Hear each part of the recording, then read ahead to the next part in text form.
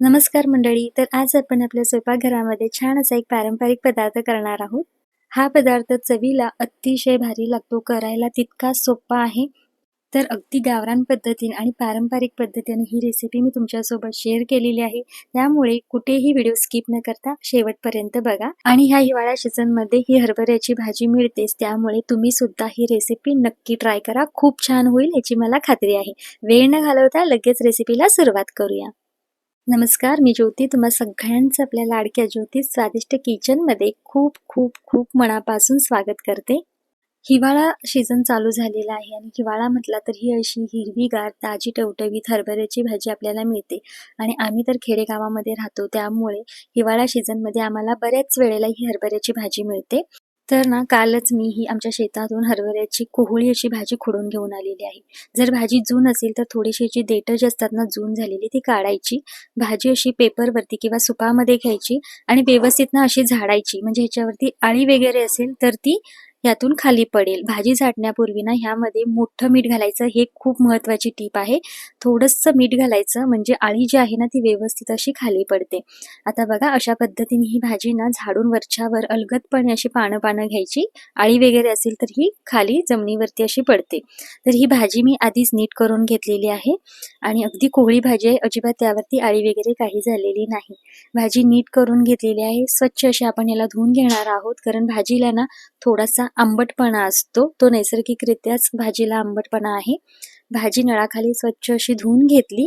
थोड्या वेळासाठी भाजी आपण बाजूला ठेवूया आणि ह्यासाठी लागणारं वाटण काय आहे ते पाहूया. तर इथे वाटणासाठी मूठभर मी कोथिंबीर घेतलेली आहे देठासोबतच. त्यानंतर 20 ते 25 पाकळ्या लसणाच्या घेतलेल्या आहेत आणि इथं 3 ते 4 मिरच्या घेतलेल्या आहेत. ह्या मिरच्या थोड्याशा तिखट आहेत, त्यामुळे मी 3च वापरणार आहे. आणि इथे 1 चमचा इथं मी जिरं घेतलेलं आहे. तर अजिबात पाणी न वापरता आपण हे वाटण आहे ते मिक्सरमधून बारीक करून घेणार आहोत. तर हे वाटण तुम्ही खलबत्त्यामध्ये जरी ओबडधोबड ठेचून घेतलात ना तरीही चालेल, अजून जास्त चविष्ट भाजी होईल.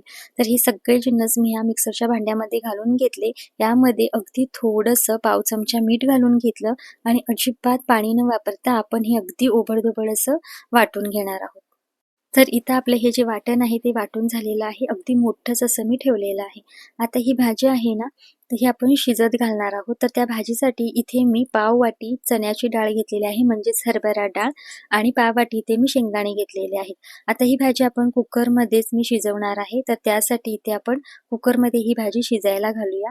थोडीशी भाजी मी ना अगदी मोठी-मोठी अशी चिरून घेतलेली आहे. अगदीच बारीक चिरलेली नाही, थोडीशी मोठी-मोठी अशी चिरून घेतलेली आहे. म्हणजे अगदी ना ती छान शिजते सुद्धा.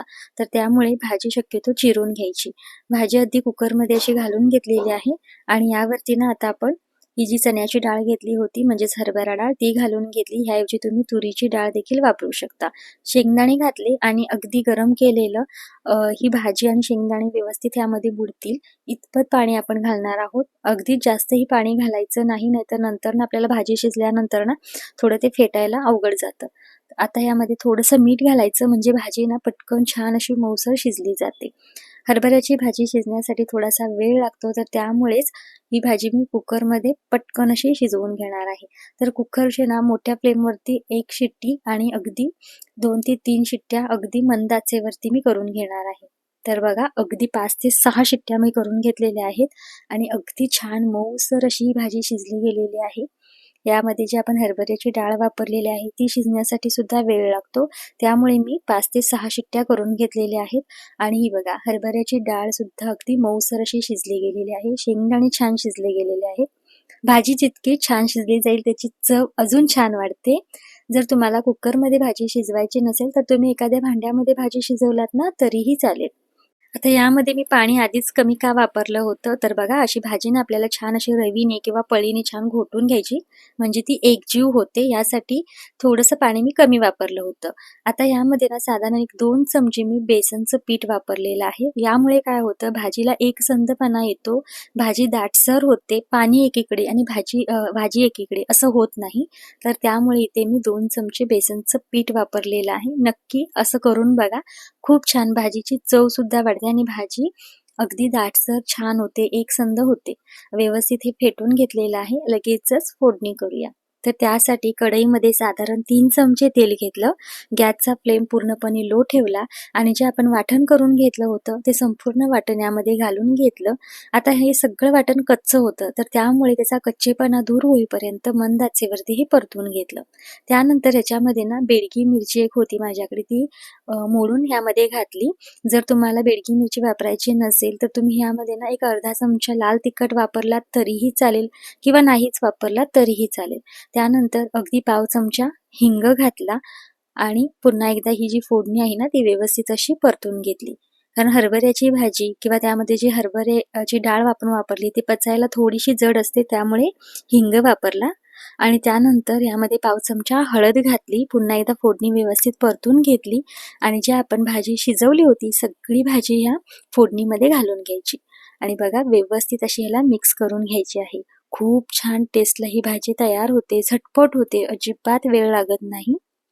आता आपण भाजी शिजवताना अगदी थोडंसं पाणी वापरलं होतं, पण बघा तुम्हाला जितकी भाजी पातळसर किंवा दाटसर हवी आहे त्या पद्धतीनं तुम्ही अजून ह्यामध्ये ना गरम पाणी वापरू शकता. तर ही तर आपली ना हरभऱ्याची गरगटी जी आहे ती तयार झालेली आहे. आता आपण ह्यामध्ये चवीपुरतं मीठ वापरणार आहोत, पण लक्षात घ्यायचं ज्यावेळेला आपण वाटण केलं होतं त्यावेळेला सुद्धा आपण मीठ वापरलं होतं, त्यानंतर भाजी शिजवताना मीठ वापरलं होतं, तर त्याच बेताने आपण मीठ वापरणार आहोत. त्यानंतर इथं मी अगदी थोडासा गूळ वापरलेला आहे, छोटा गुळाचा खडा घातलेला आहे, कारण भाजीला ना आंबटपणा असतो आणि तो व्यवस्थित बॅलन्स होण्यासाठी यामध्ये मी ते गूळ वापरलेला आहे. तुम्ही साखर सुद्धा वापरू शकता. आता मात्र इथून पुढे 5 ते 6 मिनिटं अजिबात याच्यावरती झाकण न ठेवता ही भाजी ना छान अशी मंद आचेवरती आपण रट अशी शिजवू द्यायची आहे, म्हणजे ती खूप छान चविष्ट अशी होते. तर बघा इथं भाजी आपली छान अशी शिजत आलेली आहे. एक 5 ते 6 मिनिटं मंद आचेवरती ही छान अशी मी भाजी शिजवून घेतली आणि तुम्ही भाजीचं एकसंधपणा बघू शकताय. अगदी दाटसर अशी भाजी झालेली आहे आणि ही भाजी तुम्ही भाकरीसोबत अगदी गरमागरम ज्वारीची भाकरी आणि ही गरगटी अतिशय भारी लागते. चपातीसोबत सुद्धा ही भाजी छान लागते आणि भातासोबत सुद्धा ही गरगटी छान लागते. त्यामुळे तुम्ही सुद्धा हरभऱ्याच्या पानांची गरगटी करून बघा, कशी झाली होती हे मला कमेंटमध्ये सांगायला अजिबात विसरू नका. आणि तुम्हाला आजचा आपला हा व्हिडिओ आणि मी सांगितलेल्या टिप्स आवडल्या असतील तर व्हिडिओला लाईक करा आणि व्हिडिओ जास्तीत जास्त तुमच्या मित्रपरिवारामध्ये, नातेवाईकांमध्ये शेअर करा. चॅनलवर जर तुम्ही नवीन असाल तर प्लीज आपल्या चॅनलला सबस्क्राईब करायला मात्र अजिबात विसरू नका. सबस्क्राईब केल्यानंतर साईडचं बेल आयकनही क्लिक करा, म्हणजे अशा छान छान पारंपरिक रेसिपीजचं नोटिफिकेशन तुमच्यापर्यंत पोहोचेल आणि तुम्हाला ते पाहता येतील. आणि भाकरीसोबत ही गरगटी मस्तच लागत आहे. करून बघा. पुन्हा भेटू, तोपर्यंत बाय बाय.